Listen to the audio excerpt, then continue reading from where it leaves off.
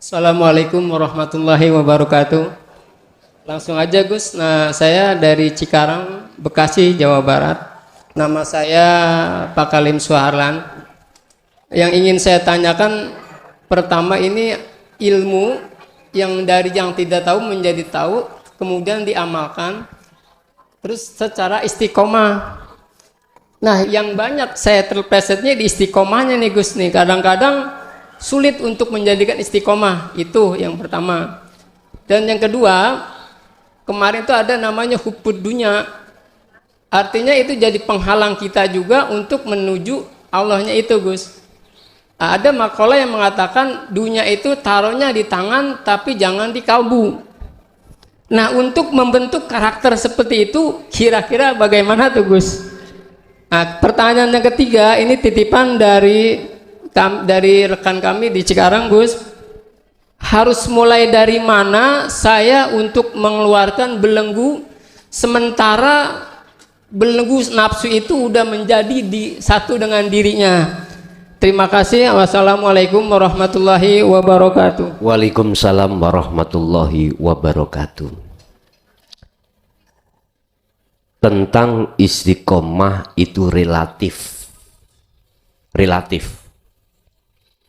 Ada yang berpendapat istiqomah jenengan setiap habis sholat berkholwat, berzikir. Ada yang mengatakan berkholwat itu istiqomahnya hanya tiap malam saja. Udah, semuanya benar. Cuman kita mengacu pada istiqomah yang setiap detik juga ada. Kita menjaga istiqomah itu sulit sehingga kita sering lalai itu secara sistematis karena kita setiap napas detik itu hati kita gunakan untuk berbicara selain Allah. Coba nanti jenengan ini kuharap ada yang melakukan setiap detik. Artinya khusus bagi pemula nanti, kalau jenengan mau untuk menjaga istiqomah setiap napas hanya berbicara dengan Allah, bentuknya berbicara pada Allah apa? Hatimu selalu memegang teguh zikir. Aku yakin. Inilah yang ditanyakan sore tadi. Lekas cepat bertemu Allah. Dengan cepat hatimu akan membenci dan melepaskan dirimu dari kesenangan selain Allah. Secara keilmuan, secara teori. Tapi kau harus paham bahwasanya semua itu bukan karena itu. Prosesnya karena pertolongan Allah. Berarti yang mencepatkan atau yang melepaskan belenggu-belenggu itu hanyalah Allah. Dan ini sebagai jawaban pertanyaan yang ketiga. Paketan dari temannya, bagaimana untuk mulai mana saya lepaskan belenggu itu? Jenengan harus selalu berzikir setiap detik. Lah terus saya lah gak kerja. Saya berarti gak sosialisasi dengan yang lain. Terserah Anda. Bisa jadi itu Anda tetap kerja. Bisa jadi Anda tidak keluar dari kamar. Terus begitu. Sambil rokokan. Sambil jenengan iku mau makan. Sambil jenengan itu lesan membaca Quran. sambil lesan sampai zikir jahri bisa. Dan atau diem hatimu hanya berzikir sir dan sirul asr, itulah nantinya akan menjadi awal pelepasan belenggu. Makanya nanti khusus bagi pemula saat tanggal 17 itu ya, tanggal 17 itu Anda setelah diislamkan rohaniyahnya, saat itu juga langsung melakukan kholwat. Langsung. Terserah jenengan milih, tinggalkan semua secara fisik, tidak hanya secara rohani tapi secara jasmani, tinggalkan selain Allah, monggo. Ora ya monggo. Artinya sebatas rohaniyah, jasmaniyah, ya monggo, terserah panjenengan. Saya tidak membatasi. Enggak membatasi. Saya ini Kang, kalau jasadnya tidak tinggalkan makhluk, sering kecolongan. Akhirnya aku tinggalkan. Suami, istri, sudah saya enggak mau campur, anak enggak mau campur, menengai ning kamar. Atau di luar kamar tapi tidak mau taruh atau berbicara dengan orang karena menjaga zikir. Monggo terserah jenengan. Tapi jenengan yo ojo mangkel. Jangan marah, jangan medongkol. Kalau tetanggamu mengatakan mulai kapan kehabisan pil orang ini. Ya jangan marah. Karena memang siapa yang berani untuk mendekat dan bertemu Allah siap dicaci oleh manusia. Kalau selain manusia, kewan ya nggak mungkin mencaci jenengan. Justru manusia itu yang mengolok-olok jenengan. Siap. Anda jangan gerutu. Bon, istiqomah itu penting. Dan istiqomah itu relatif. Kalau mengikuti Rasulullah, setiap detik Pak. Bukrata wa asila, mulai pagi tulu usamsi, munculnya matahari, sampai kapan? Ghurubu syamsi. Dikatakan bukrata wa asila, sampai sore, surupnya sengingi, beliau hatinya selalu berzikir. Kalau menurut saya sih kayak ini. Menurut saya lihat, terserah jenengan. Ya tetap itu kita jaga. Zikir sirul asr itu. Masalah jasad tetap kita waktu kerja ya kerja. Waktu ngeloni bojo ya kelonono. Waktu makan ya makan. Waktu kita itu bersosialisasi pada orang lain ya orang lain. Tapi tetap hati kita jaga zikir. Urusan nanti kelalen keplecuk. Balik no sing melicuk no Gusti. Beres toh? Lah. Sampeyan yo gak dilokne wong, ya toh. Jadi untuk menekan ketidaksinkronan keadaan di tengah keluarga. Tapi saya juga tidak melarang jikalau Anda mengambil satu keputusan spekulasi yang benar menurut Anda.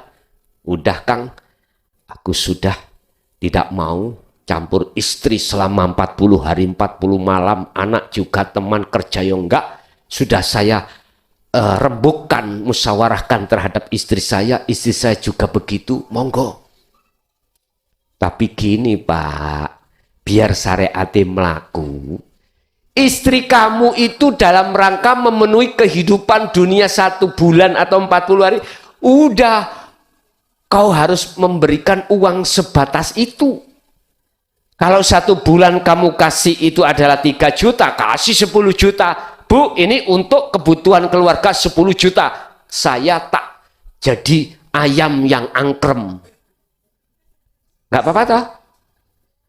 Kalau Anda wis gak mikir itu, nanti khawatir Anda itu terpengaruh. Biar syariat melaku, hakikat sampean yo tidak dihina-hina.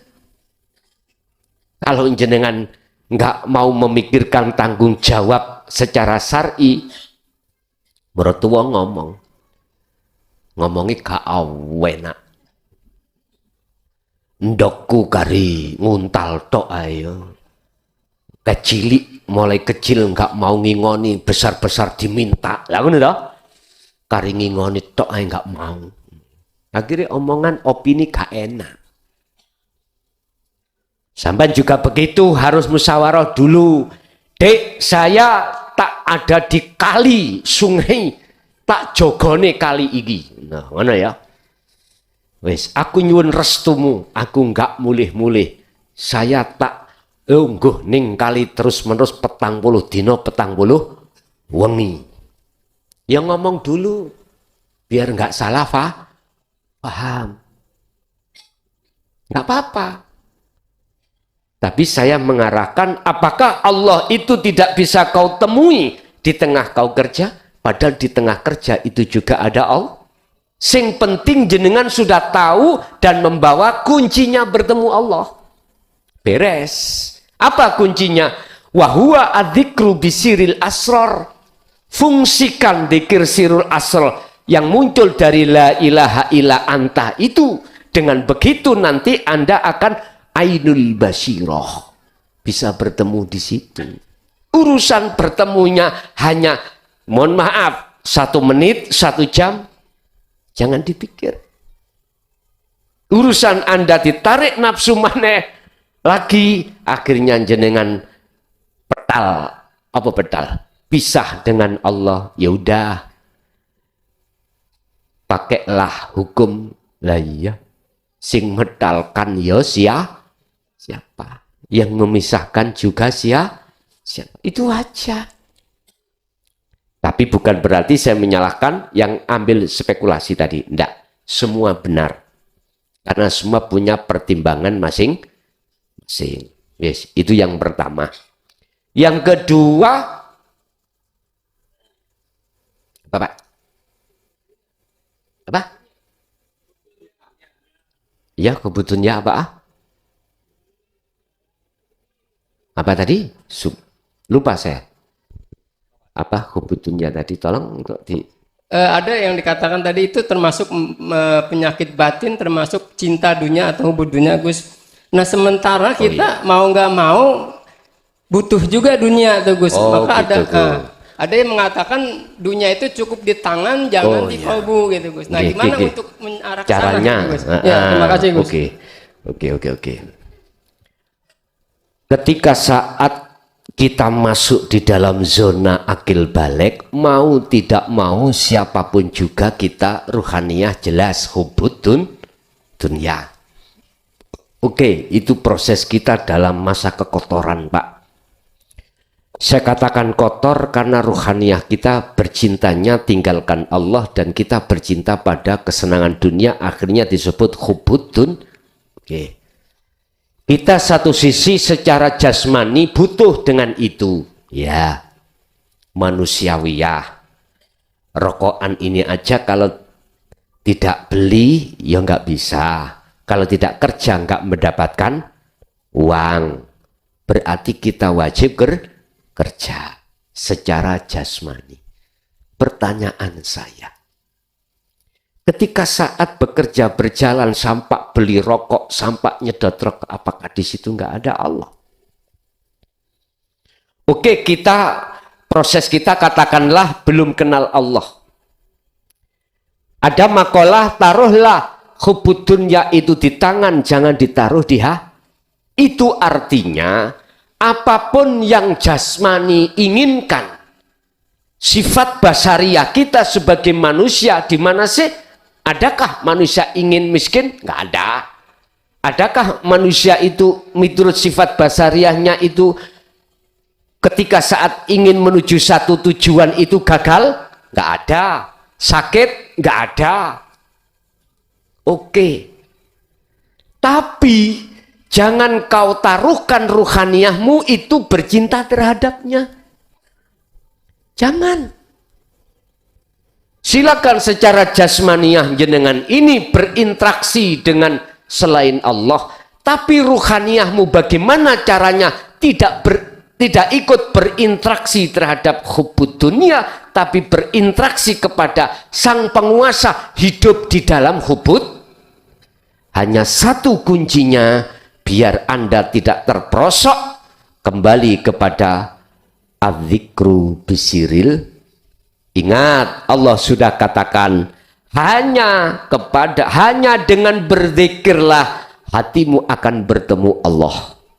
Hanya berzikir itulah akan menjadikan jiwamu damai, hatimu damai. Makanya bahasanya tatmainnul qulub. Qulub itu bukan hati segumpal daging, bukan. Maksudnya al-qalbu ay ar-ruh. Ruh itu akan tenang. Itu kuncinya. Lah, zikir yang mana? Apakah diucapkan Allah? Bukan, bos. Apakah diucapkan di hati Allah? Bukan. Lah, zikir yang mana? Yang dimaksud ayat itu, yang di dalam ayat itu tidak dijelaskan. Sampai pengen tahu jelas, bukaan Al-Quranul Qadimnya, jangan Al-Quranul Karim. Al-Quranul Karim itu bayangannya Al-Quranul Qadim. Ternyata Bapak, yang dimaksud zikir, ingat, itu adalah kesadaran penuh dirimu bahwasanya semua apapun yang terjadi sumbernya dari hidup. Yang hidup sifatnya ahad. Yang laisa kamislihi syai'un sifatnya ahad. Tunggal. Enggak ada yang lain. Kita untuk sampai bisa ke ahad, kita harus fana, lebur, hilang, musno. Baru di situ jenengan akan lepas. Tidak mudah ruhaniyah sampai ini tentang hubbud dunya ditaruh di hati. Tidak. Otomatis hubbud dunya cukup di tangan. Itulah Rasulullah melakukan hukum syariat menjadi hakikat menuju makrifat. Sallu kama ra'aitumuni usolli. Bagaimana caranya? Apapun yang terjadi pada jasad jenengan, ya, yang disebut hubbud dunya, hatimu harus lepas keakuamu yang melakukan. Yang bisa melepaskan ini hanyalah Allah. Dengan cara Allah mendatangkan cahaya makrifat, hilanglah keakuanmu, akhirnya nyatalah keakuanku Allah. Ini caranya. Baru maksudnya benar. Jangan kau taruh hubbud dunya dalam hatimu, tapi taruhlah di tanganmu. Yang ketiga sudah kami jawab tadi di awal. Ada? Assalamualaikum warahmatullahi wabarakatuh. Mohon maaf Yai, saya dari Pandaan, dan mohon maaf kepada seluruh jamaah. Yang mau saya tanyakan pada malam hari ini sangat mendasar. Dikala pendidikan atau tausiah dari Yai mulai dari awal, yaitu mengislamkan rohaniyah. Jadi selama ini saya terapkan masih belum bisa, dikarenakan nafsu yang berada di atau mengelilingi kita ini sangat, istilahnya sangat kuat. Jadi untuk mengislamkan rohaniyah saya ini belum bisa berhasil Yai. Untuk pertanyaan yang kedua, bukan pertanyaan, yang kedua, mohon diizinkan Yai, saya barusan ada chat dari anak saya yang di Rusia mengikuti live streaming, mohon diizinkan tabarukannya. Dan kepada tim IT, terima kasih, diterima di Rusia, sangat baik sekali. Dan mohon doanya di Rusia sekarang puasanya 20 jam 45 menit. Mohon doanya dan barokahnya. Terima kasih. Wassalamualaikum warahmatullahi wabarakatuh. Waalaikumsalam warahmatullahi wabarakatuh. Salam saudara saya khususnya yang ada di Rusia. baik agama Islam atau selain agama Islam, untuk mengikuti BIMTEK terkait masalah Dinut Tauhid ini. Dan itu ada pertanyaan yang gelidik di dalam hati jenengan disebabkan karena ada makalah yang mengatakan jikalau kau belajar lewat YouTube gurumu set, oke, tak jawab. Apakah sah saya itu belajar di YouTube ini khususnya channel Jaya Baru? Wallahi sah. Mengapa saya berani bersumpah atas nama Allah itu sah? Karena di setiap konten saya kasih wasilah penyambung antara saya dengan jenengan yang berupa 2 nomor, 1 untuk chat WA, 1 untuk telepon. Yang chat WA itu ada di 561 terakhirnya, yang ditelepon adalah di 309. Sehingga sah bagi jenengan walaupun tidak pernah bertemu saya secara fisik di majelis ini, walaupun jenengan mengikuti lewat streaming live atau siaran tunda, belajar di situ karena jenengan tidak terhijabi manakala tidak ada kefahaman di situ, bisa langsung bertanya. Kecuali ada konten yang mana sang sumber ini tidak mau menyertakan nomornya, baru saya maklumi kalau itu belajarmu dengan setan. Sebab jikalau kau tidak paham, mau tanya siapa? Nomor tidak ada yang bisa dihubungi. Bingung akhirnya jenengan. Ini sebetulnya. Makanya tadi sore, apa kewajiban kita sebagai guru untuk mendidik anak-anak kita? Termasuk kewajiban Anda harus ngiting terus. Dari kefahaman ilmu sampai kefahaman laku supaya sampai pada tujuan. Sehingga tidak bisa keluar dari rel. Jadi nggak apa-apa teman-teman kami, saudara kami yang ada di Rusia, sah Anda untuk mengikuti pengajian belajar lewat channel Ponpes Jaya Baru, sekalipun tidak pernah bertemu secara fisik terhadap saya. Sudah sah. Baiat pun sah. Karena sesungguhnya yang membaiat itu bukan seongkok mukhlason, bukan. Yang membaiat, yang menyambung ruhaniyahnya dirimu, mengislamkan dirimu, ruhaniyahmu itu yang berhak cuman Allah. Lah Allah itu bisa jadi ada di diri kita, bisa jadi lewat YouTube, HP-mu metu suara, kalau nggak ada Allah ya nggak bisa. Berarti persaksianmu hanya pada illallah, ruhaniyahmu memandang Allahnya. Disinilah letak mengapa saya mengatakan sah. Berhubung jenengan ini kadung kedoktrin asal muasalnya, kalau saya tidak beat ketemu orangnya itu kurang lego. Lah ngoten nggih? Kurang mantap, tak maklumi. Tak maklumi. Karena kau kena doktrinan pada hukum sebelumnya. Beat itu ya gak sah nang YouTube. Padha ambek beat setan. Kau beat itu harus ketemu yang beat. Akhirnya beat temen, ketemu nanggone guru. Wis di beat ambek mursyid. Mursyid merasa yang membeat dirinya. Akhirnya robitohmu terhadap makhluk. Ya niki sing tak sebut wong wuta nuntun akeh wong wuta. Apa bisa? Nggak bisa. Makanya saudaraku yang ada di thariqah, tolong, sekali lagi tolong. Apalagi Anda sudah puluhan tahun suluk, tak jamin tidak bisa akan wusul Anda. Bila mana Anda itu menghadapnya itu selain pada Allah.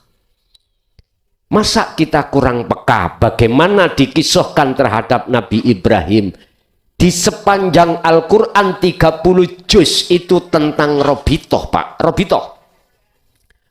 Ketika suluk itu hanya terjadi di dalam surah Al-An'am ayat 79. Ini wajah tuas, iya. Enggak mengatakan wajah ruhmu itu menghadap terhadap makhluk. Enggak. Mesti wajah itu maknanya adalah kepada Allah. Lah Allah ada di dirimu sendiri. Arahkan imanmu, wajahmu menghadap pada wajah Allah. Lilladzi fataras samawati wal ardh. Sifatnya Allah yang menciptakan, yang menguasai, yang menggerakkan alam langit dan alam bumi. Ruhaniyahmu itu condongkan hanifan terhadapnya. Kalau ruhaniyahmu itu sudah ada di situ, otomatis lepas keakuanmu. Wa ma ana minal musyrikin. Dan inilah termasuk babakan golongan yang sudah tidak menyekutukan Allah. Jelas ya? Jadi apa mang pertanyaannya lali sama Anda? Apa tadi? Podo lali nih zaman. Itu ya, jadi untuk mengislamkan Ya. rohaniyah sangat kuat nafsu yang mengelilingi kita. Terima kasih. Yang mengislamkan rohaniyah kita adalah Allah yang berhak. Nanti jenengan ini tanggal 17 khusus bagi pemula, baru teng mriku nanti akan diislamkan. Nah sekarang ilmu untuk pemantapan sebelum Anda itu ruhaniyah diislamkan. Didatangkan dulu sehingga nanti ketika asyhadu ke illallah jenengan di situ akan benar. Khusus bagi pemula. Lah ilmunya sekarang dihadapkan dulu. Anda percaya atau enggak? Ngerespon atau enggak? Kalau ngerespon, nanti tanggal 17 kita baiat, itulah detik-detik rohaniyah kita diislamkan. Sebab yang berhak mengislamkan rohaniyah jenengan itu tiada lagi kecuali Allah. Kalau jenengan iki masih kesulitan untuk mengislamkan kerohaniahan jenengan, memang Pak Bu, yang namanya nafsu itu condongnya itu adalah menarik rohaniyah untuk tidak menghadap pada Allah. Tapi ini sudah menjadi proses.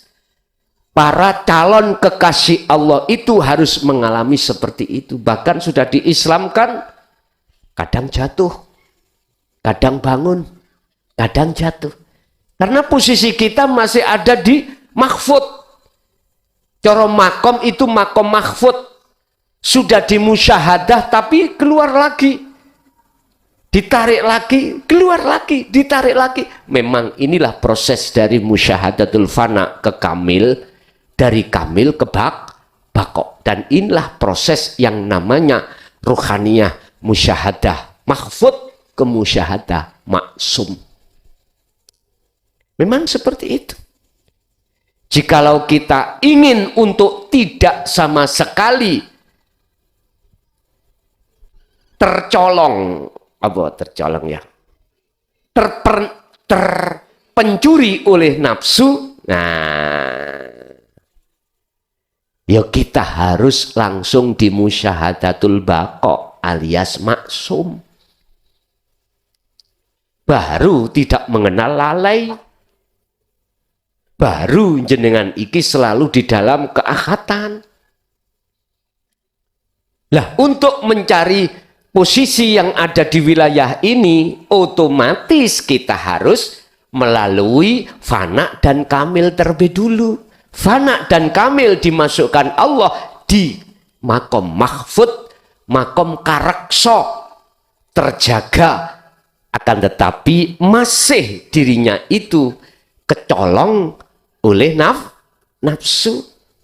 Tapi jenengan ini harus tahu, sing dadekno nyolong ya sapa? Sing ngongkon nafsu ya siapa? Nanti Anda akan kembali ke ahad. Sehingga peribahasa mengatakan sepandai-pandai tupai melompat, suatu saat akan jatuh juga. Padahal tupainya tidak mau jatuh. Dan inilah hukum sunatullah, Pak. Hukum proses di mana kita itu ketika saat dijadikan Allah sebagai kekasih, itu ada di 3 golongan. Yang 3 golongan ini diringkas Allah menjadi 2 golongan. 3 golongan yaitu musyahadatul fana dan kamil. Ini masuk dalam 1 golongan mahfud. Yang terakhir ketiga adalah musyahadatul baqa'. Ini masuk di dalam makom maksum. Maksum itu sudah nggak mengenal istilah jatuh. Nggak mengenal. Lah ini nanti dengan pembuktian jenengan iki selalu memegang tali Allah, disitulah akan sampai pada titik-titik yang telah ditentukan oleh Allah. Yang terpenting bagi kita adalah jangan pernah ragu. Jikalau dalam hati jenengan sudah ada keinginan untuk bertemu Allah, ruhaniyah jenengan, jangan pernah ragu sekalipun kita, sejarah kita pendosa. Jangan pernah ragu. Walaupun kita tidak punya nasab yang baik, jangan pernah ragu. Ingat janji Allah di dalam surat Al-Ankabut ayat 5. Wa man kana yarju liqa Allah fa inna ajalallah la'at. Barang siapa dalam hatinya ada keinginan bertemu Allah, maka Allah berjanji pada waktu yang sudah ditentukan, pertemuan pasti terjadi. Ini janji Allah. Berarti mafhum mukhalafah di dalam ayat tersebut tidak akan pernah kita itu bertemu kepada Allah baik dunia bahkan akhirat manakala kita tidak ada keinginan bertemu. Orang yang tidak ingin bertemu Allah hanyalah orang yang bersukaria ruhaniyah, hatinya bertemu kesenangan dunia. Udah titik. Qad khasiral ladzina kadzdzabu biliqa'illah. Sungguh sengsara orang-orang yang seperti ini tatkala di dunia berdusta atau mendustai, tidak mau bertemu Allah. Jangan harap dia akan bisa bertemu. Nggak bisa. Wong aku benci pada si A, yo gak kepingin Pak ketemu si A. Lawang aku bersukaria bercinta dengan si B, aku pinginnya selalu bertemu si B dengan cara tak nikahi. Banjur tak nikahi satu rumah tiap hari ketemu. Nah si A kula benci sama dengan hal itu tak. Berhubung hati kita banyak yang bercinta terhadap kesenangan dunia, maka jangan harap kita akan bisa bertemu Allah. Padahal bukan berarti cinta kepada dunia itu sebagai penghalang kita bercinta pada Allah. Enggak. Bagi ahli syuhud, walaupun secara fisik kau itu mewah segalanya, tidak akan menjadi penghalang dirimu untuk bertemu Allah. Enggak. Justru itu kau jadikan sebagai burukmu untuk bertemu.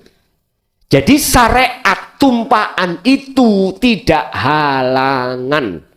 Justru kau jadikan sebagai kendaraan untuk sampai makrifat. Tapi syaratnya kudu ada hakikate. Apa hakikate kuncinya?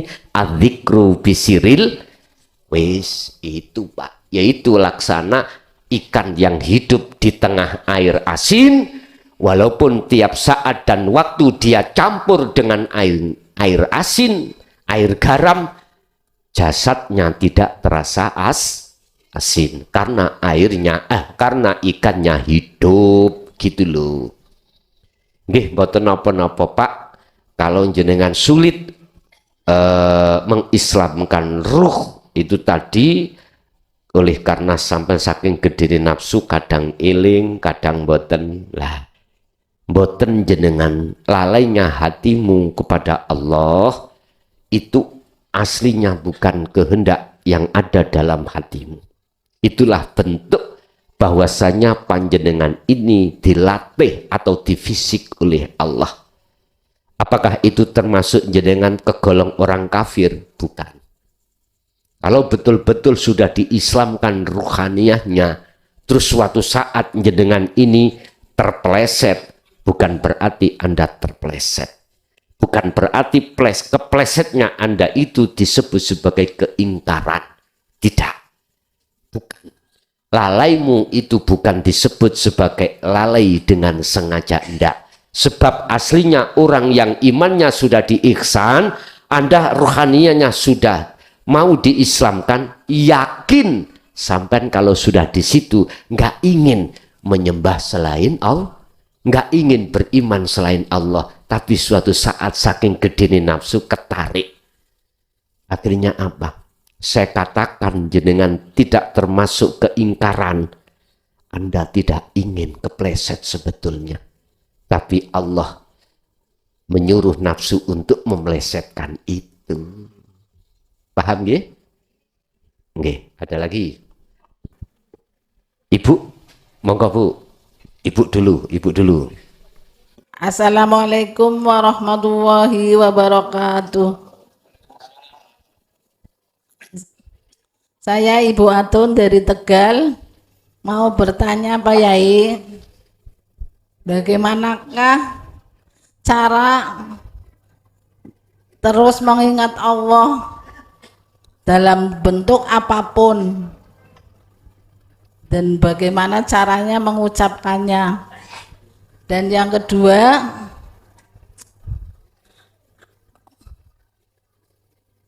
ada orang yang mengambil barang orang lain, tapi ditanya ini punya Allah gitu, bagaimana menjelaskannya? Dan yang ketiga, dalam mengaji Al-Quran nggak pakai tajwid boleh enggak? Cukup sekian dan terima kasih. Wassalamualaikum warahmatullahi wabarakatuh. Waalaikumsalam warahmatullahi wabarakatuh. Cara untuk mengingat Allah dengan mudah adalah gunakanlah, sibukkanlah hatimu zikir sirul asrar. Ini jawabannya. Jikalau dalam hati panjenengan itu sering lupa sebab jenengan berinteraksi dengan urusan dunia, berarti sampai coba dalam 1 hari atau 2 hari atau 3 hari untuk tidak berinteraksi dengan urusan dunia, dicoba. Makanya mengapa Allah itu tidak menyiapkan tidak hanya menyiapkan waktu waktu sibuk, enggak, tapi juga Allah menyiapkan waktu istirahat jasad ini. Itu surat Al-Insan 26 itu. Bahasa isarohnya wa minal laili fasjud lahu fasabbihhu lailan tawilan. Setengah dari malam, semua banyak manusia yang tidur, bangunlah. Jadikanlah waktu malam yang panjang untuk bertasbih, mensucikan diri. Tasbih itu mensucikan diri. Artinya melepaskan keakuanmu. Mulai pagi sampai sore yang muncul makhluk dalam hatimu, lepaskan. Fasjud dan tunduklah hatimu kepadanya. Artinya inilah yang kumaksud jenengan iki memfungsikan zikir sirul asror. Di dalam zikir sirul asror kan ada fungsi 3. Su'aul basyirah, wa ainul basyirah, wa hakul basyirah.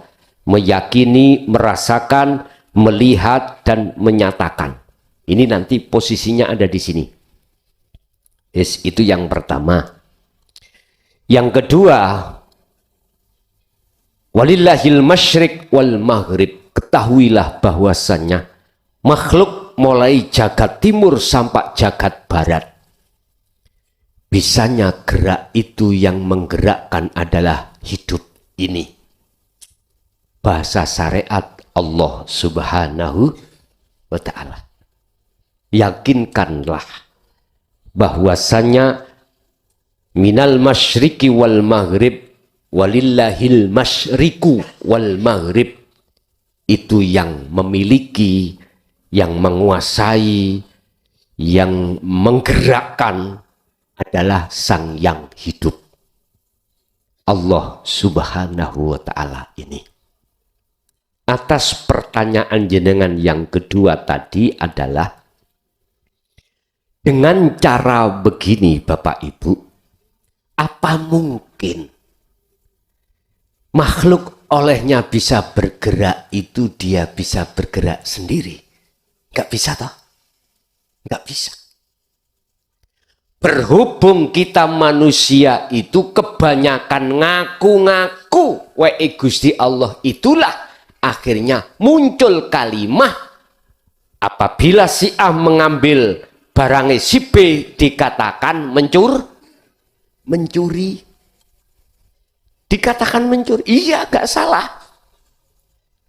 Tapi kalau kita tarik ke hakikat, lah nek sing joko Gusti Allah iku hake Allah, mosok se Allah kau sebut pencuri? Wae dhewe lho, lha ta? Son nek ngono lah hukum syariat rusak nek ana gunung. Nyun sewu Bapak Ibu, estu jikalau hatimu betul-betul ada di ahad, nggak akan melakukan pencurian.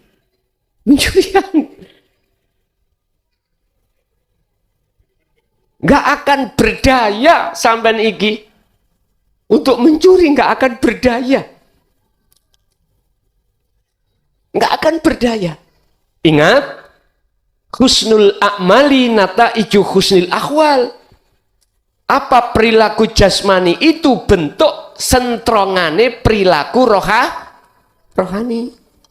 Kalau betul-betul sudah di akad, Allah itu rabu tu apa-apa. Makanya para kekasih Allah itu sebetulnya di dunia itu terjerat, Pak. Pingin lepas. Artinya pingin dang lekas mati, itu di situ persoalannya. Karena terasa dia diikat. Sama dengan burung disangkar. Nggak bisa lari. Sebetulnya burung itu pingin keluar. Caranya bisa keluar, hancurkan sangkarnya. Anda pingin ruh keluar, rogo niki hancurkan. Kalau ada kereta api, ya sudah, datang. Pingin hancur lah. Tapi ojo bunuh diri. Tapi nggak bisa, ahli suhud seperti itu nggak bisa. Selalu mengikuti apa yang menjadi proses perjalanan takdirnya Allah sambil menerima ing pandum. Jadi untuk mensikapi orang itu mengambil itu barang Allah, betul. Kita nggak boleh secara hakikat, tidak boleh merasa memiliki. Lah, terus bagaimana biar jenengan tidak mangkel? Sebab mangkele panase ati sebab nyawang makhluk. Ya sudah. Jenengan mau tidak mau, hatimu jangan melihat makhluknya. Nek melihat makhluknya mesti hukumi mencuri. Ya lihatan Allah ya. Kalau melihat Allahnya Berarti Allah menyelamatkan dirimu dari pengaruh nafsu lewat yang kau aku-aku. Jikalau perkara yang kau aku-aku lepas dari dirimu nggak punya, bagaimana Anda bisa ngaku-ngaku? Nggak bisa. Itulah bentuk penyelamatan Allah terhadap jiwamu. Makanya ketika saat Allah mengambil apa yang dititipkan Allah terhadap diri kita, minan nisa wal banin wal qanatiril muqantarah, itu sebetulnya Allah sayang padamu. Bojo diambil Allah, mati, akhirnya pisah tangan ya. Dan atau Gusti Allah ngambil bojomu gak seneng awakmu, seneng tonggomu.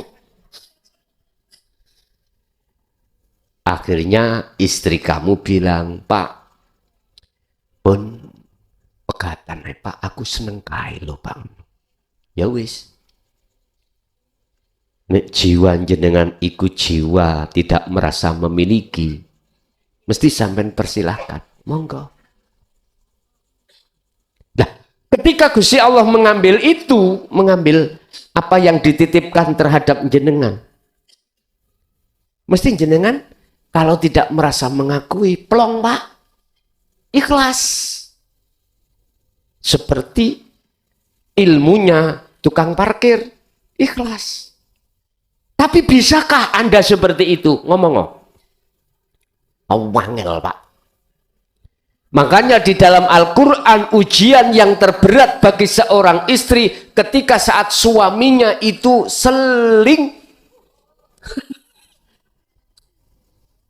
selingkuh. Apa sih arti selingkuh? Berbuat tanpa sepengetahuan jenengan sebagai istri. Biar enggak kesebut selingkuh, bicara Pak sampai iku enak-enak sama istri jenengan. Bu, kulo seneng tonggoku, Bu. Bagaimana? Jelas ibunya pilih dia atau pilih kebanyakan ngoten. Karena kita kebanyakan itu belum estu kemakrifatan pada Allah. Kadang-kadang sudah kemakrifatan belum dibakok kita masih gandoli kok. Gitu? Kadang ya isok lepas, kadang mboten saged ngelepas. Bapak juga begitu. Ujian dari Allah yang terberat adalah ketika saat jenengan apa yang dititipkan Allah istri diambil Allah. Iya. Apalagi Allah ketika mengambil itu tidak jalan kematian. Oke Pak, kula maklumi nek ati sampean durung iso nrimo. Tapi bukan berarti kan jenengan kedah melepaskan dzikir lak mboten toh? Pegang terus dzikir itu, aku yakin jenengan akan bisa ridho. Ini bukan berarti jenengan, hei ibu yang sudah di sini, oh kalau begitu ayah sampun ridho, aku tak ngomong aja, tak melok tonggoku. Yo gak begitu. Semua datangnya itu tidak ada rencana jenengan, gak ada. Udah, memang berat, estu berat kita mengatakan yang mengambil Allah. Berat, mesti kita mengatakan yang mencuri itu si lah gitu toh. Tapi bukan berarti jenengan harus lepas dzikirnya. Ndak, justru menurut kami jenengan harus tambah tekun dzikirnya. Tujuan untuk menyelamatkan hatimu biar tidak berlarut-larut dalam kesedihan. Terus yang ketiga tadi apa Bu? Baca Al-Quran apakah tidak pakai tajwid itu diperbolehkan?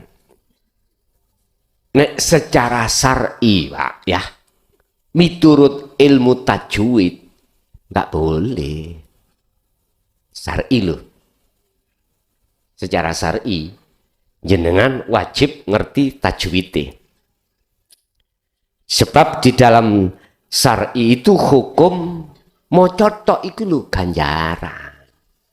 Sak huruf ganjarane mbok sak endi. Rong huruf pira wis. Mesti kita di dalam syar'i didoktrin tentang ganjaran. Lah terus kok sampai nek kabotan ganjaran terus sampai titipno sapa? Terus sampai nguat siratal mustaqim.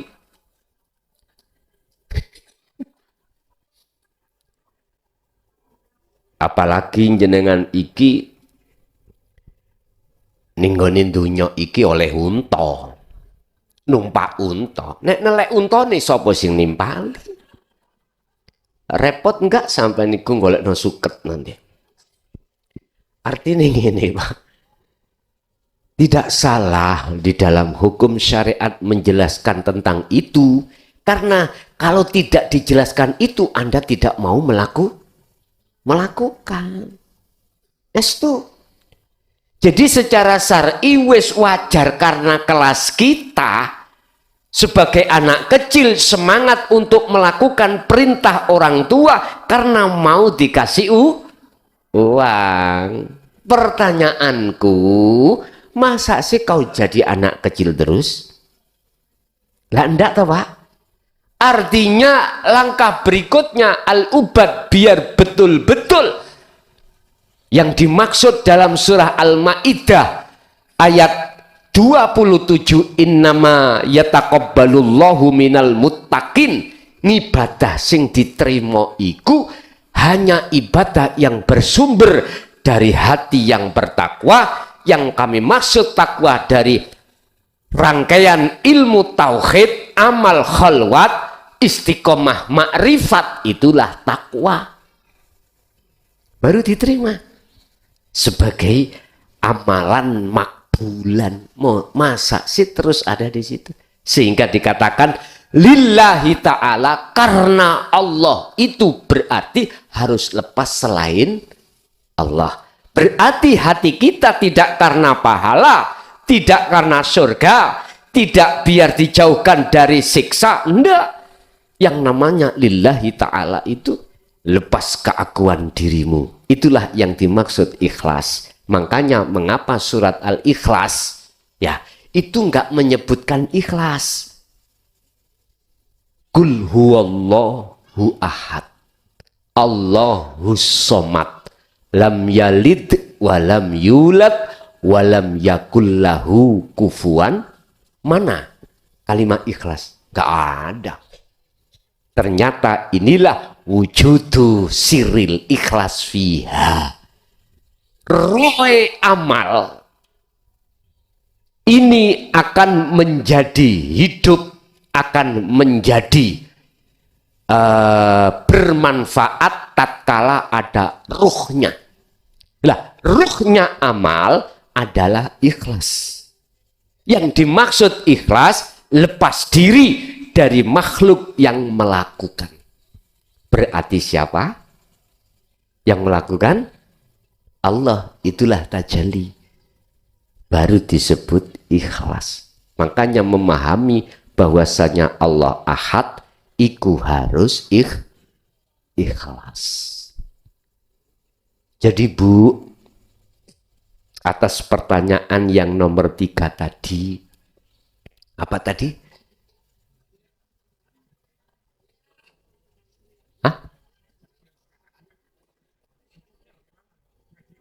Oh, gak pakai tajwid. Rapopo miturut hakikat. Syariat tetap gak berarti sampai kudu lepas aturan hukum syariati mau. Lah hukum hakikat apakah dibaca? Bukan. Hukum hakikat itu jenengan iki ngerti maksudnya. Contoh, Qul huwallahu ahad, bukan dibaca. Bukan. Tapi dipahami maksudnya. Allah ahad itu bagaimana? Qul, jelaskan Muhammad, katakan Muhammad, ajarkan Muhammad, huwa utawi hidup zat iku Allahu untuk umat Islam jenenge Allah utawi Allah iku ahadun esa. Piye Muhammad ahad iku jelasno nanggone umatmu. Akhirnya dijelasno. Lah, untuk sampai pada ahad wajib ono ikhlas. Ikhlas berarti tarkul ikhlas bil ikhlas, wujudu siril ikhlas fiha. Apa? Lepas keakuan makhluk. Berarti itulah tajalli. Kalau secara syar'i ya nggak boleh, Bu. Nggak boleh, nggih. Ada lagi, monggo. Dan Assalamualaikum warahmatullahi wabarakatuh. Waalaikumsalam warahmatullahi wabarakatuh. Maaf yang sebesar-besarnya Kiai, mulai tadi sore sampai sekarang ini bisa saat ini menjawab pertanyaan maksudnya. Tadi pertanyaannya saya ulas lagi karena ini butuh kemantapan dan lebih pendalaman lagi. Yang tadi diungkapkan oleh Kiai tadi yang man kana yarju liqa Allah fa inna ajalallahi la'atin innahu huwal samiul. Jadi barang siapa yang ingin ketemu Allah Ta'ala, ketemu dengan Allah Ta'ala, fa inna ajalallah, sesungguhnya ketentuan Allah itu la'atin, pasti datang. Dengan kepastian datang ini, apakah dari orang yang sudah wusul kepada Allah Ta'ala dari ilmu hakikat ke ma'rifatullah, tatkala itu bergetar antara ke hakikat dan ke ma'rifatullah, tak bisa mampu hamba tersebut bisa majdub. Ketika kemampuan seorang hamba itu bisa mampu, Allah Ta'ala datang dan itu bisa masuk ke ma'rifatullah dan itu masuk kembali ke asal mula menjadi al-insanul kamil. Ini yang pertama. Yang kedua, faman kana yarju liqa'a rabbih falyamal amalan salihah wa la yusyrik bi ibadati rabbih ahada. Barang siapa orang yang di situ ingin berjumpa dengan Allah Ta'ala, di sini pakai falyamal amalan salihah, dengan beramal soleh. Istilah lain menurut saya ini mungkin salah, ketika orang itu Rahman Rahim, welas memberikan kepada seseorang dengan amal soleh, itu hakikatnya yang memberi Allah. Tatkala sebagaimana dawuh baginda Nabi, ya ibadi kullukum ja'i illa man at'amtuhu fastat'imuni ut'imkum. Maka di sini jelas bahwasanya semua apapun yang kita miliki dan kita hendaki itu semuanya hanyalah Allah. Apakah di situ kesemuaan itu yang kita gerakkan hati kita, gerakkan roh kita dan rasa kita, di situ apakah di situ namanya zikru sirri bil asror apa bukan? Terus wala yusyrik bi ibadati rabbih ahada. Kalau ingin bertemu dengan Allah Ta'ala, apakah ketika dia ingin ketemu Allah Ta'ala, ketika itu orang itu tidak boleh mengimani dan meyakini selain Allah. Ketika dia tidak meyakini, ketika dia berpuasa di dalam bulan Ramadan, dia ju' wal 'atash. Ketika dia lapar dan haus dahaga, ketika dia makan, ketika dia kenyang karena makan, ketika dia haus dahaganya, dia terselesaikan dengan air minumnya, apakah itu yang dinamakan imannya bukan kepada Allah, tapi imannya kepada makhluk? Apakah itu penjelasan yang lebih dalam lagi kepada Kiai? Kurang lebihnya kami mohon maaf. Wa akhiran inna siratal mustaqim. Wassalamualaikum warahmatullahi wabarakatuh. Waalaikumsalam warahmatullahi wabarakatuh. Tentang kemakrifatan pada Allah itu ada tahapan. Ada tahapan ilmu. Bentuknya kita paham bagaimana cara untuk menuju dan bertemu Allah. Tapi sebatas ilmu. Ini bukan dimaksud orang ini sudah dikatakan makrifat pada Allah. Belum. Kefahaman apa di dalam dinut tauhid terkait untuk kembali kepada Allah dan memunculkan keimanan dalam hati kita bahwasanya semua itu hanya Allah yang berperan. Kalau ini sebatas ilmu, itu belum dikatakan bertemu Allah. Bun, ini sampean kegem. Karena ini sebatas ilmu. Lalu ini harus dilaksanakan berbentuk amal. Tadi saya jenengan katakan falyakmal amalan sholihan. Dengan bermodalkan ilmu makrifat, ilmu tentang untuk menuju pada Allah, jenengan praktekkan dengan bentuk jenengan ini. Ada beban rindu ingin bertemu Allah, sehingga jenengan ini selalu mendawamkan atau mengistiqomahkan atau mengasah dari zikir sebagai kunci bertemu Allah sirul asrornya. Maka ini berarti sudah ada rasa di dalam hati jenengan pembuktian adanya Allah kang maujud fakot ini. Tapi ini belum dikatakan makrifat. Ini masih dikatakan kita itu muraqabah, belum dimusyahadah, belum diahad. Jadi makrifat tingkat amal ini disebut muraqabah. Sebab apa? Jenengan sudah masuk di dalam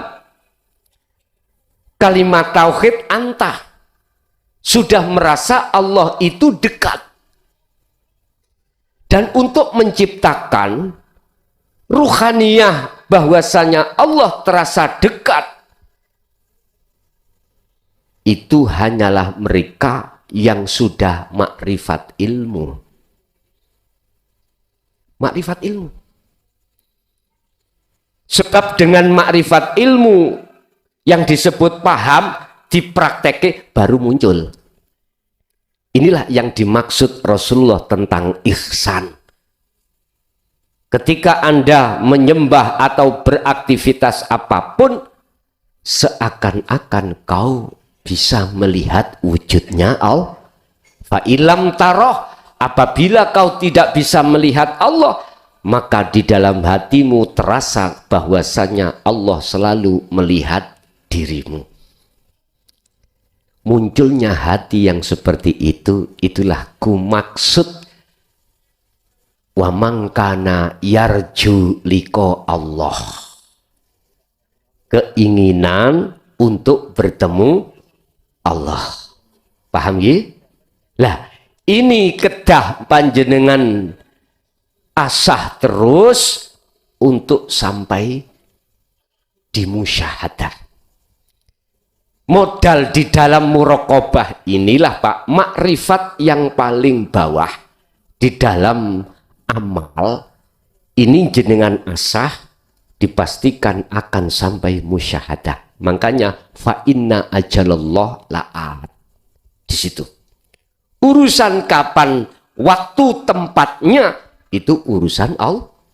Yang jelas Allah berjanji dalam waktu yang sudah ditentukan pertemuan terjadi.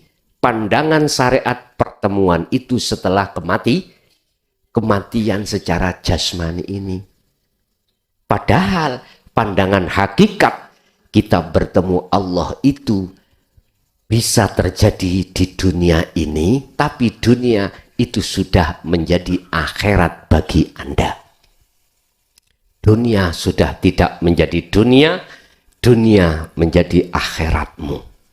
Berarti ruhaniyahmu harus lepas alam dunia, masuk ke alam akhirat. Yes. Itu yang pertama. Untuk yang kedua, syarat dua memang untuk bertemu Allah yang dimaksud amalan solihan di sini adalah sibuknya hatimu memegang tali Allah. Itulah amalan solihan dalam pandangan hakikat. Kalau pandangan syariat ayat ini, lakune jasad, amalan solihan mana yang baik selalu lakukan. Entah wajib, entah fardu, entah sunnah, selalu kita lakukan. Pandangan syariat itu di situ. Sebab pandangan syariat yang dikatakan bertemu nanti setelah kematian. Pertanyaannya, iya tak? Bertemu tak? Kalau pertemuan itu setelah kematian, terus bagaimana maksud dan makna surat Al-Isra ayat 72 yang mengatakan barang siapa saat di dunia mangkana fi hadhihi a'ma itu dunia, maka wa fil akhirati yo a'ma wa adalus sabila. Barang siapa saat di dunia buta mata hatinya pada Allah alias gelap, maka di akhiratnya juga begitu. Kalau toh pertemuan Allah itu setelah kematian, bagaimana substansi makhluk syahid, inti makna Al-Isra 72? Barang siapa saat di dunia hatinya buta pada Allah, maka di akhirat pun juga buta. Berarti nggak bisa bertemu. Ya sudah. Fakta menyebutkan realita terhadap diri kita, sebagus apapun akmaliyah jasmaniyah kita yang kita lakukan, itu tidak bisa membedah pertemuan pada Allah. Ukurannya waktu sholat gitu aja lah. Ketemu siapa kita? Ya udah, jawab sendiri-sendiri. Jadi miturut kacamata hakikat fal yakmal amalan solihan itu perilaku ruhaniyahmu selalu memegang zikir pada Allah. Wala yusyrik, syarat yang kedua tidak boleh menyekutukan, artinya la taj'al ma'allah, la taj'alu ma'allah ilahan akhar. Jangan ada di dalam hatimu itu selain Allah. Bahasanya selain aku Allah. Nggak ada iman-iman. Apakah kita iman sesuai dengan teori ilmu bahwasanya semua Allah itu tidak ada? Kalau itu hanya sebatas ilmu, bukan. Harus laku. Laku pun makrifat itu kalau di muraqabah, di su'aul basiroh, ada yang merasa dan ada yang dirasa, masih ada dua, itu berarti masih kita tergolong menyekutukan Allah. Padahal kita yakin Allah semuanya yang menggerakkanku. Aku bisa bergerak karena digerakkan Allah. Ini masih muraqabah. Makanya di dalam Sirul Asrar itu ada tiga undang-undang, tiga tingkat. Pertama muraqabah, merasa dan ada yang dirasakan. Setelah ini proses selesai, ainul basyirah, melihat, bertemu, melihat satu paket dengan bertemu. Ini akan terjadi setelah la ibsyarun wa mubsyarun wa basarun. Yang menyembah tidak ada, yang disembah tidak ada, Mata untuk bersaksi sudah tidak ada. Yang melihat tidak ada, yang dilihat juga tidak ada. Mata untuk melihat sudah tidak. Itulah ahad. Itulah maksud musyahadah. Inilah yang dimaksud makrifat yang sesungguhnya ada di sini. Terus yang melihat Allah siapa? Allahnya enggak ada. Makhluknya tidak ada. Ruh si salik, ainul basirah, mata untuk melihat sudah tidak ada. Makanya inilah maksud yang dibahas Rasulullah tentang surat Al-Ikhlas itu. Qul huwallahu ahad. Ahad ya ini. Udah, nggak bisa bicara kita. Diam. Nah, kediaman kita di sini itu termasuk babakan makrifatullah yang dimaksud di sini.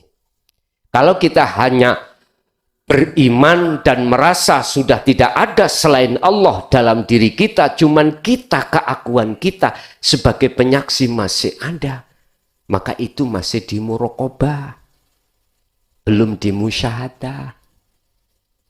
Karena di situ masih ada dua. Nah, untuk menggeser dua ini biar kosong. Nah, terus asah terus su'aul basyirah itu. Zikir rasa harus diasah terus. Nanti yang memindahkan Anda juga itu. Dan lain sebagainya. Jadi namanya makrifat di situ, itu Allah bagi menjadi tiga. Yang sudah dimusyahadah ya. Ada tiga. Satu tadi sudah saya katakan musyahadatul fana. Artinya dalam 24 jam kita sedikit sekali detik-detik di musyahadah. Musyahadatul kamil atau fanaul fana kebalikannya. Kecuali kalau musyahadatul baqo maksum ini, lah ini sudah tidak bisa bicara kita. Cara uang ngono dikum gak teles, dipe gak garing. Ya sembuh napa niku jenenge. Ngoten. Sangat diterima, Pak? Injih. Masih ada? Assalamualaikum warahmatullahi wabarakatuh. Waalaikumsalam warahmatullahi wabarakatuh. Pertama, mengenalkan diri, nama saya Mas Ran dari Cilacap, Jawa Tengah, yang di sana terkenal dengan Pulau Nusa Kambangan. Saya kurang lebih 4 tahun belajar dengan Pak Kiai Mukhlason lewat YouTube. 4 tahun ini, alhamdulillah, pada malam hari ini saya bisa langsung bertatap muka juga dengan para jamaah.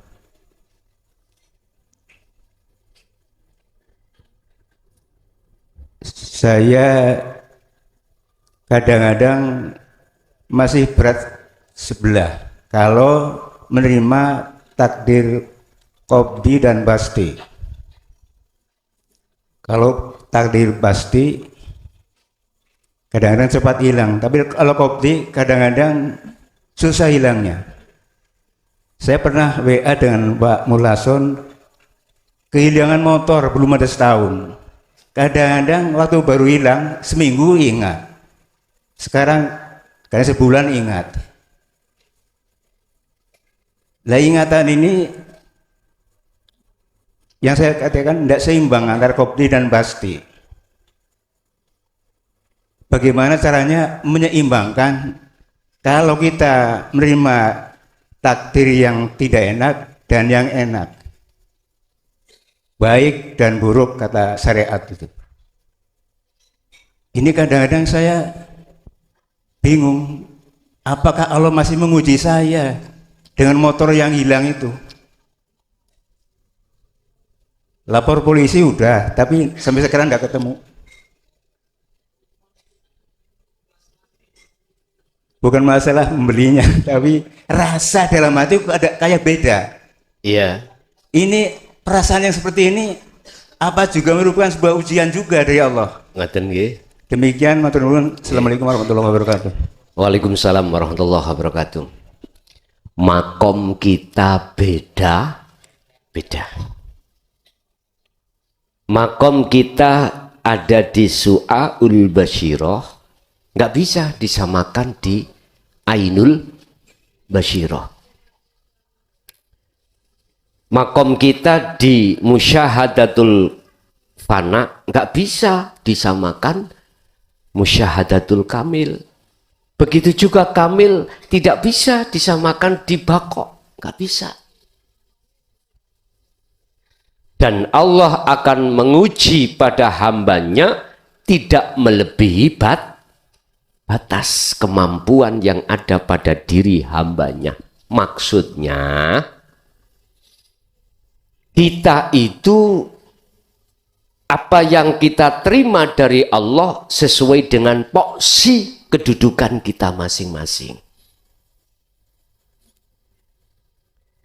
Kalau pertanyaannya jenengan ini bagaimana kita qadhi dan basti itu imbang, artinya kita tidak mudah untuk jatuh. Ya duduk di maksum. Nah, untuk duduk di maksum kan ada prosesnya toh Pak ya. Berarti kembali lagi kepada teguhnya kita memegang tali Allah. Senantiasa kita memfungsikan terkait wala yusyrik bi ibadati rabbi ahada. Meniadakan keakuan makhluk berarti selalu bertajalli.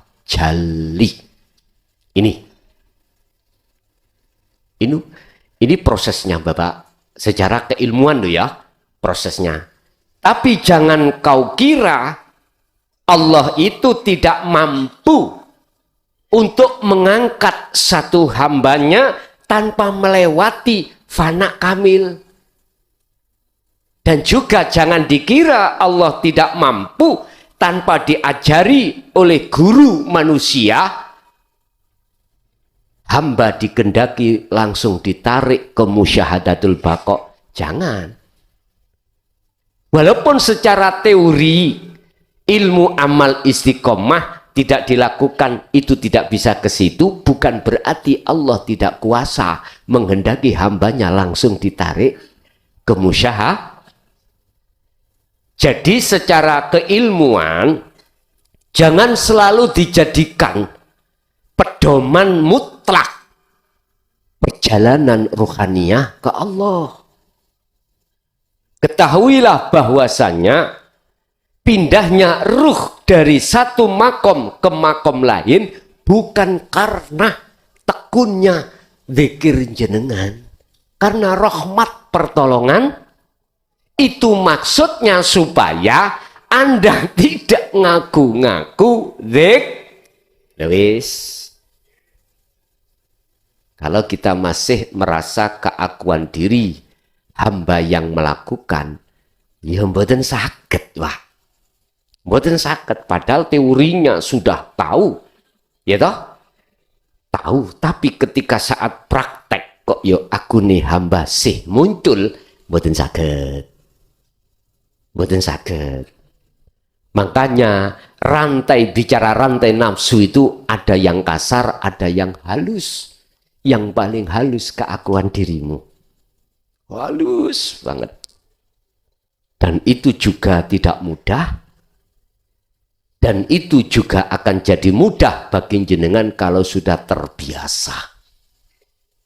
Enggak apa-apa sampai terjadi jadab, enggak apa-apa. Dan itu memang taruhannya. Jadab itu taruhannya. Lalai atas segala hal apapun. Mengapa harus lalai? Karena kamu sudah nggak ada. Bagaimana Anda dikatakan ingat? Anda tidak ada. Jadi begitu Pak ya. Jadi jawabannya jikalau jenengan itu sudah tidak ada perbedaan antara enak gak enak, ya udah. terus menerus masalah, misalkan ya harus dimaksum, harus dimusyahadatul baqa. Nah, proses keilmuannya jenengan harus selalu tekun, mulai pagi sampai sore bahkan malam jenengan harus selalu berzikir sirul asrar. Okay? Yang di selatan tadi, tolong sekakle sampai buka Pak, sekakle. Lah, sudah. Terima kasih. Assalamualaikum warahmatullahi wabarakatuh. Begini Gus, saya dari Semarang, nama saya Haryanto. Saya pemula dan mungkin yang pertama ya datang ke sini. Ingin yang saya tanyakan terkait, saya ingin mengembalikan ke perihal roh yang dijabarkan oleh Gus tadi. Jadi memang tadi menurut hemat saya dijabarkan, ditausiahkan secara gamblang, tapi buat saya juga masih membingungkan. Tapi saya pikir rekan-rekan yang lain juga mungkin juga masih banyak yang bingung kalau itu pemula lah ya. Jadi persoalan roh tadi diungkapkan bahwa memang betul ya, artinya roh ini dijelaskan di dalam suratnya bahwa persoalan roh itu urusan Allah dan hanya sedikit untuk manusia. Tapi persoalan hemat saya artinya sedikit ini bisa saja untuk manusia itu kan banyak, artinya gitu ya. Cuma di sini yang saya menjadi bingung gitu ya.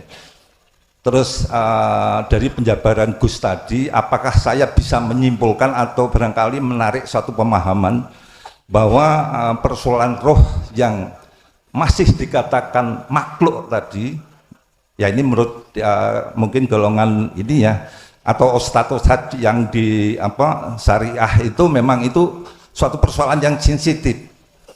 Artinya apa? Ketika kita ingin tahu lebih banyak tentang ini, itu bisa saja kita ingin mempelajari hal yang sesat gitu ya. Itu memang saya rasa betul sekali Gus.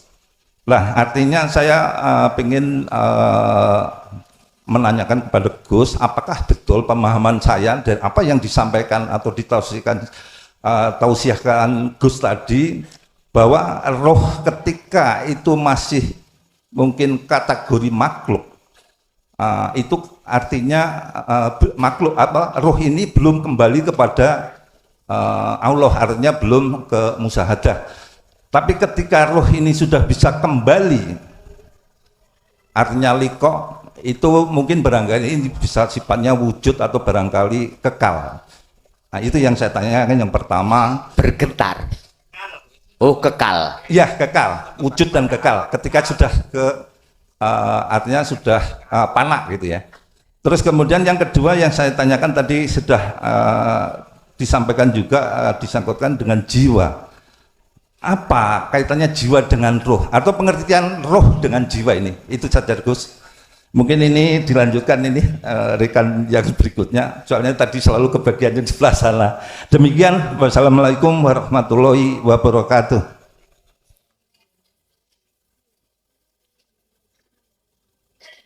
Assalamualaikum warahmatullahi wabarakatuh. Nyuwun sewu Gus, kula saking Babat Lamongan nyuwun pirsa. Kawula nyuwun pirsa bilih kawula mboten saged maca ya ora sekolah ya ora mondok. Tapi kula kepengin sinau wonten mriki napa saged napa dipun trima lan kula lanjutake masalah kesenengan kula, hobine kula. Kula niki kesenengane molimo. Ya main, ya adu pitik, ya anu. Nah, niki kula nyuwun keterangan Guson menawi ngapunten lho nggih. Kok kadose pertanyaane kula niki nganu, napa kula nyuwun bimbingan ngoten mawon jelase. Kula nyuwun bimbingan, kula nyuwun arahan nggih sekawit Kalau wau kang kula aturake kula mboten saged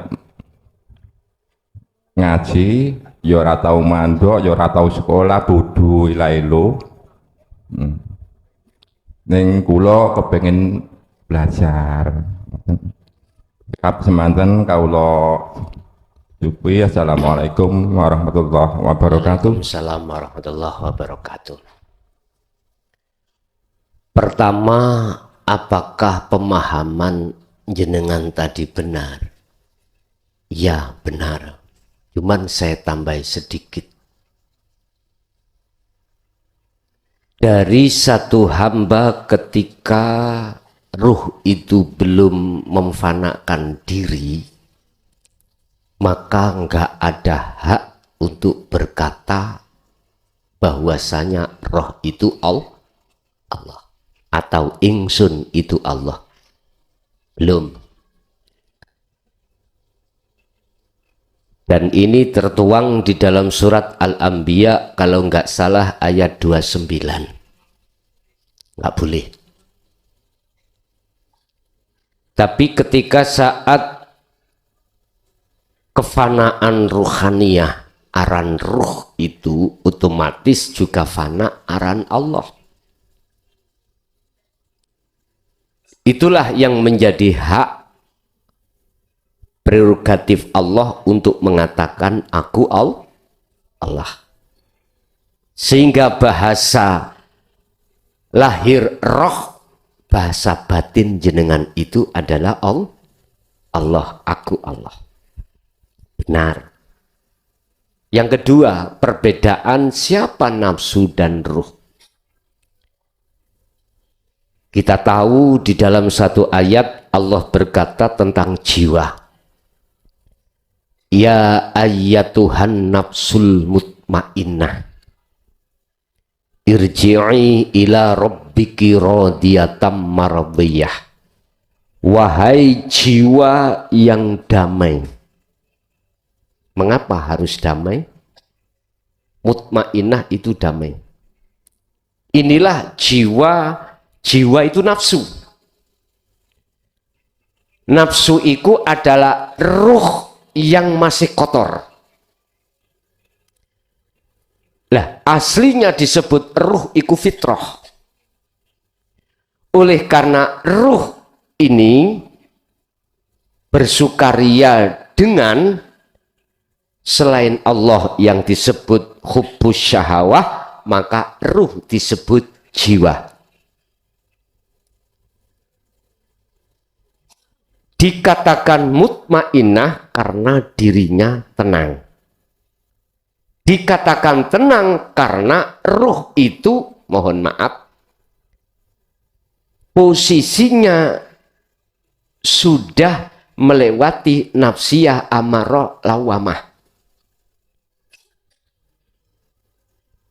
Dikarenakan apa dia bisa melewati? Karena dia sudah melakukan mujahadatun nafsi, merangi hawa nafsu.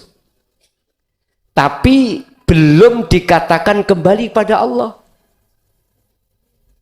Sehingga perlu Allah panggil. Irji'i. Iki adalah kalimat perintah. Kalimat perintah itu muncul sebab kita belum kembali. Istilah gini, Pak. Kalau jenengan ini masih di luar rumah, maka muncul kalimat perintah. Masuklah kau ke rumahku. Kalimat perintah masuklah kau ke rumahku berarti kita posisi ada di luar rumah. Tidak mungkin. Kalau jenengan sudah ada di dalam rumah, ada kata perintah untuk masuk ke rumah. Nggak mungkin. Oleh karena ruh itu masih kotor, akhirnya disebut jiwa. Jiwa itu siapa? Ruh yang masih kotor, akhirnya disebut nafsu. Ya ayyatuhan nafsul mutmainnah. Nah ini surat apa, Pak? Ya ayyatuhan, ini ya.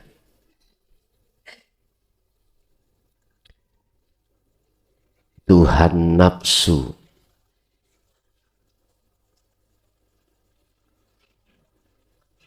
Nafsul mutmainnah.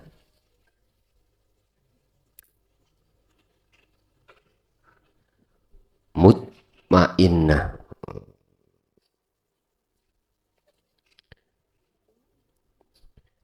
Wahai jiwa yang damai, irji'i, kembalilah kau. Irji'i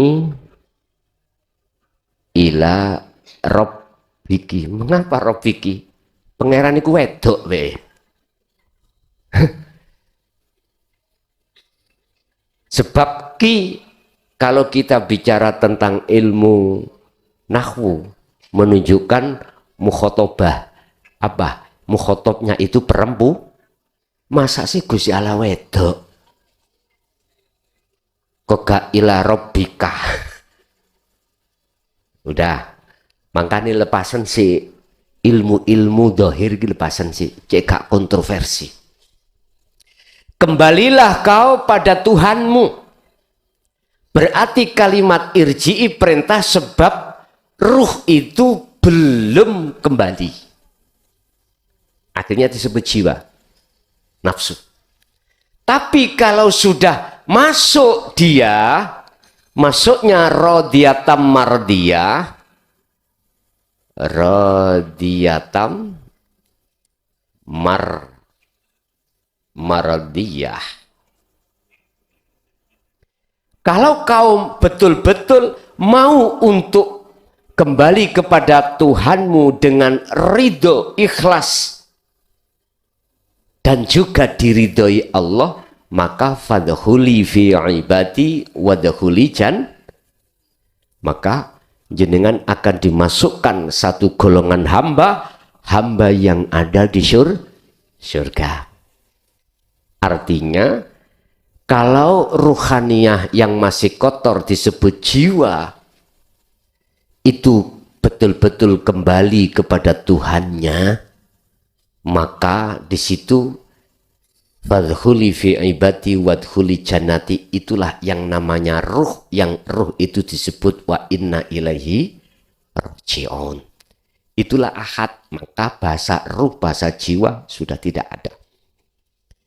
Jadi nafsu itu adalah jiwa, ruh yang masih kotor. Jikalau sudah dikatakan ruh, berarti sudah fitrah. Dikatakan fitrah manakala ruh sudah fana, berarti tinggal siapa? Aku. Aku siapa? Allah. Bon.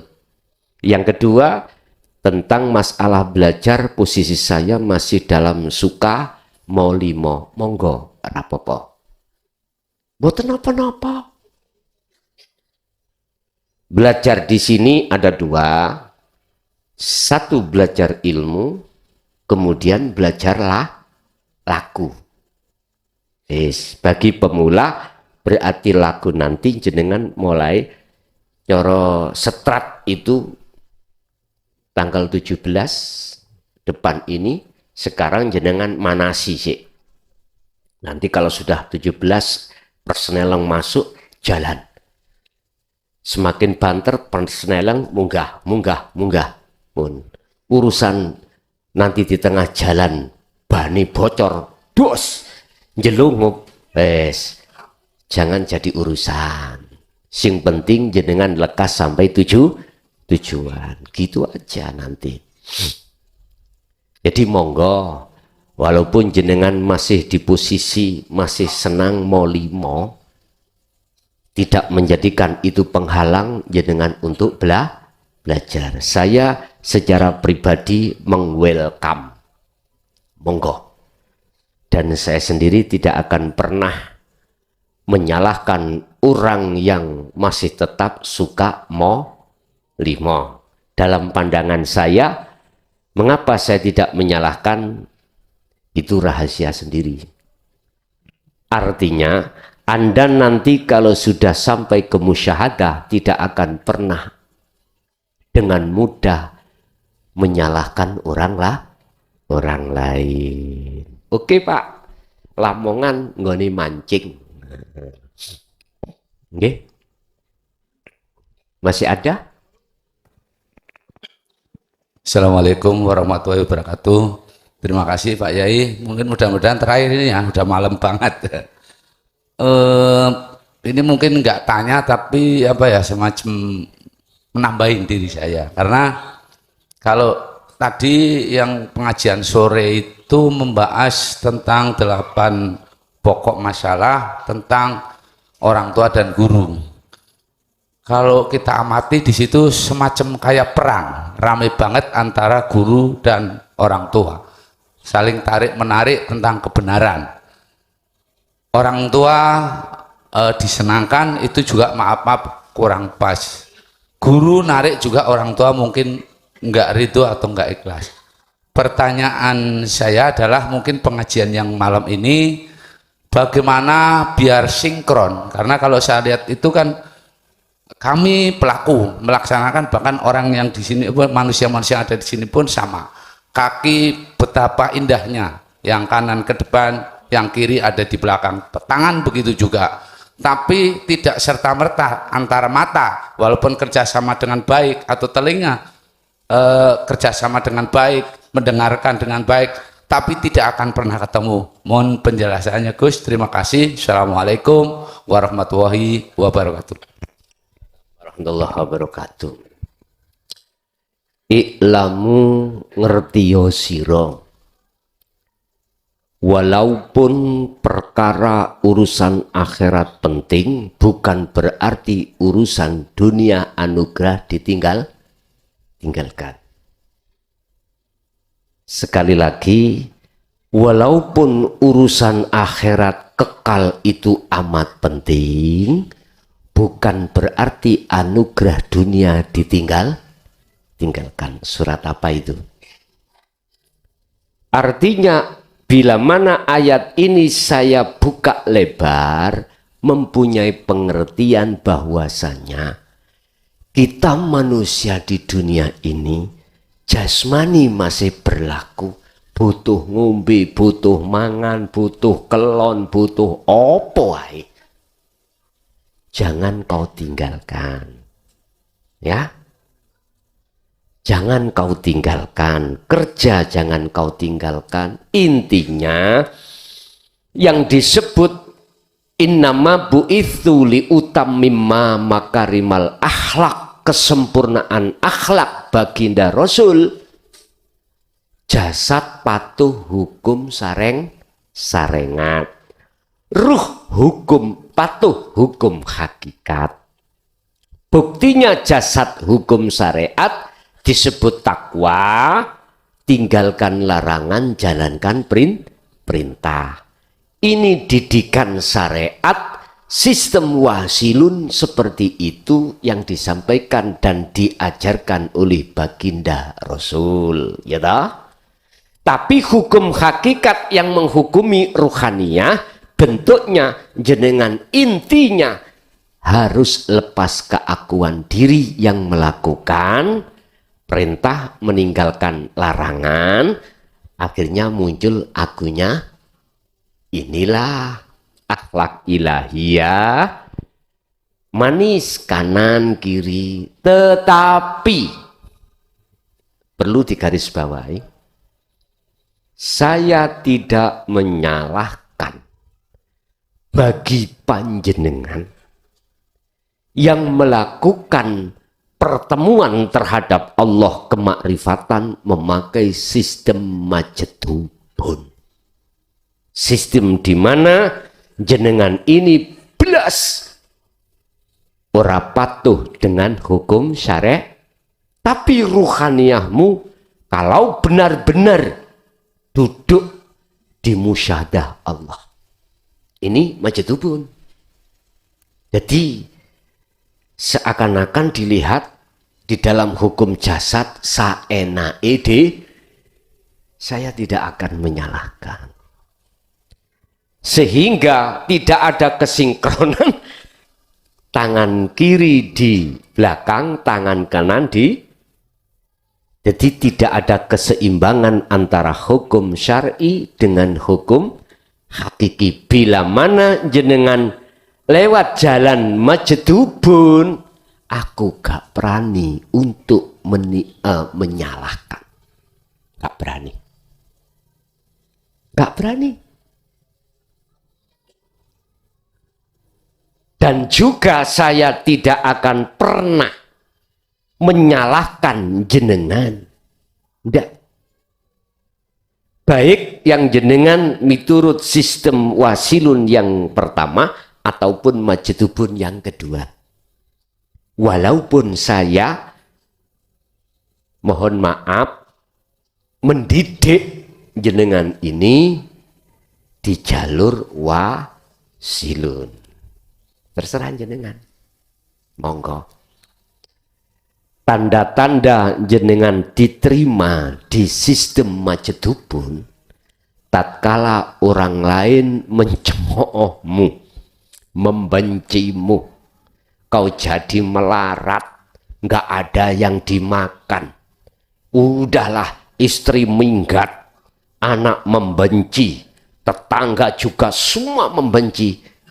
Kalau hatimu tetap damai, berarti pantas kau di situ. Tapi kok masih merasa keluwen, akhirnya muncul tomak, jaluk-jaluk, engkau dhisik berarti gak cot. Kita tidak tahu kalau nafsu itu lebih halus. Nyun sewu loh. Kemarin sebelum Ramadan kami membahas masalah antara taat dan maksiat. Kadang-kadang ketaatan jasmaniahmu lewat sistem wasilun menjadikan kau takabur. Bentuk takabur lebih baik daripada orang lain. Inilah menghalangi dirimu. Tapi bukan berarti orang yang melakukan maksiat terus di situ mudah dalam hatimu itu masuk di dalam sifat hakikatnya hamba, yaitu merasa asor. Anda merasa asor, takaburi hilang, bisa jadi futuh kebukai makrifat ya lewat itu. Daripada lewat taat jenengan takabur. Paham ya? Itu makalah Ibnu Athaillah di situ ada. Tapi bukan selamanya taat itu menjadi maksiat. Tapi bukan berarti maksiat selamanya menjadi taat. Bis tergantung jenengan. Saya nggak boleh memaksa Anda harus mengikuti sistem wasilun apa yang kusampaikan. Ndak. Terserah jenengan. Ngeten Pak nggih. Walaupun jenengan gak sinkron kanan dan kiri, ya ora tak salahke. Ora. Karena dalam hati saya aku gak melihat jenengan.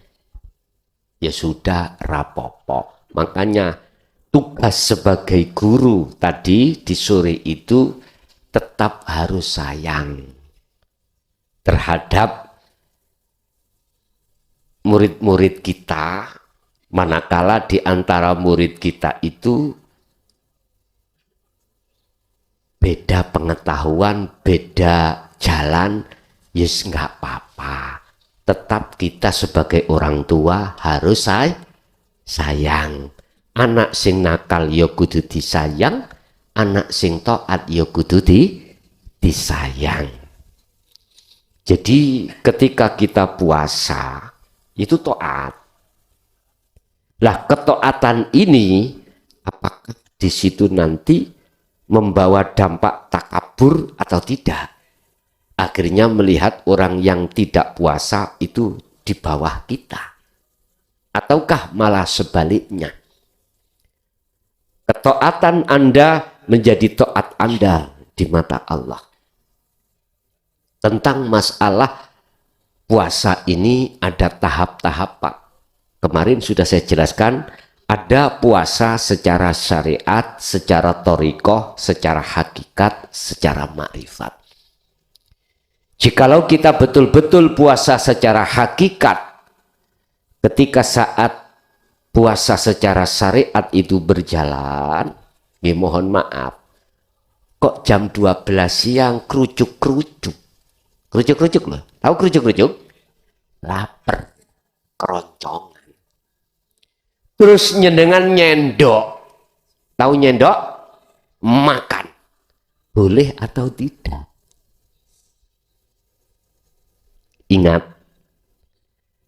tadi saya katakan sistem puasa secara syariat itu gak pada, gak sama dengan sistem thariqah, apalagi hakikat.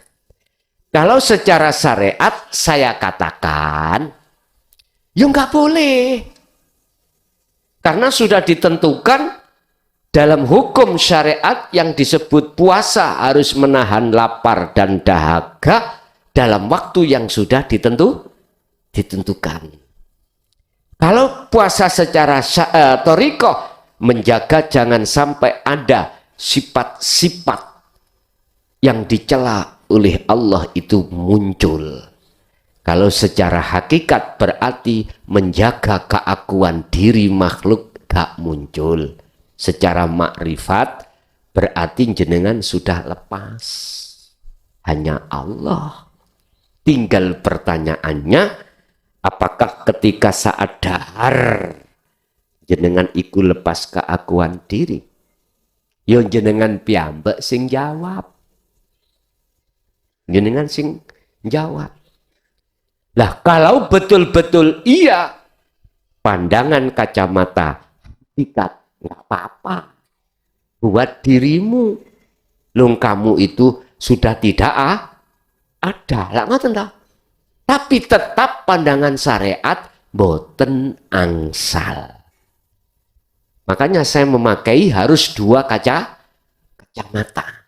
Syariat tetap nggak boleh, ning hakikat berhubung puasanya hakikat pelepasan keakuan diri sudah jalan ya ora apa-apa kanggo dirimu. Karena dirimu itu orang gila. Sebab orang gila itu nggak bisa dihukum. Jelas ya? Nek gak paham ya mbuh lah, ngoten lho. Sudah cukup, begitu aja apa yang pada malam hari ini kita terima.